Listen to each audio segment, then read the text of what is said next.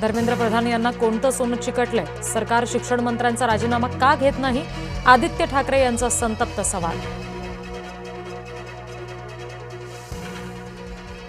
मुजोर रमेश म्हात्रे अखेर पोलिसांना शरण. म्हात्रेला 14 दिवसांची न्यायालयीन कोठडी.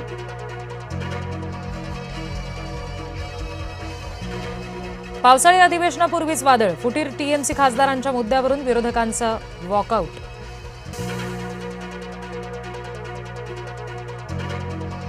सोनम वांगचुक यांच्यावर सरकारी रुग्णालयामध्येच होणार उपचार.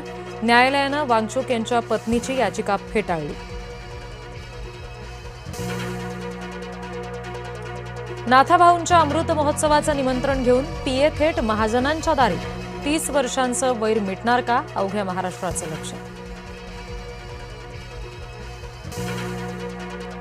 व्यावसायिकाला धमकावणं. शिवसेनेच्या महिला नेत्याला भोवलं. पूजा बनसोडेला नवी मुंबई पोलिसांकडून अटक. बनसोडेला 20 तारखेपर्यंत पोलीस कोठडी.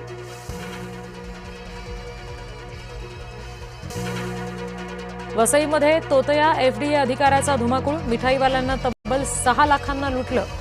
माणिकपूर पोलिसात 7 जणांविरुद्ध गुन्हा दाखल.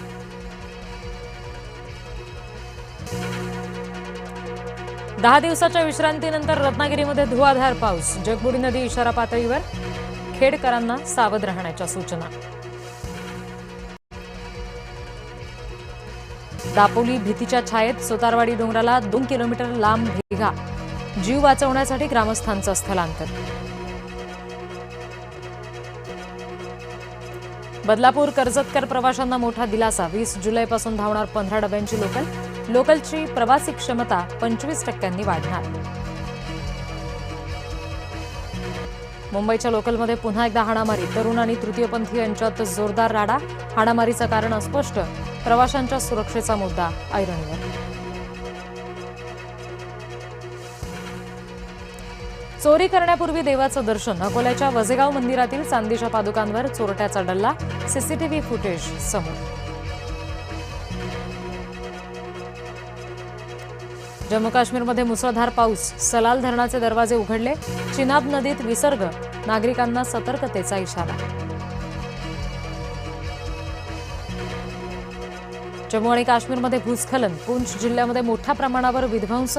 पूंछमध्ये 10 जणांचा मृत्यू. मदत आणि बचाव कार्य सुरू. फिफा विश्वचषकाचा आज महाअंतिम सामना. अर्जेंटिना आणि स्पेन आमने सामने. मेसी आणि यामलवर जगाच्या नजरा.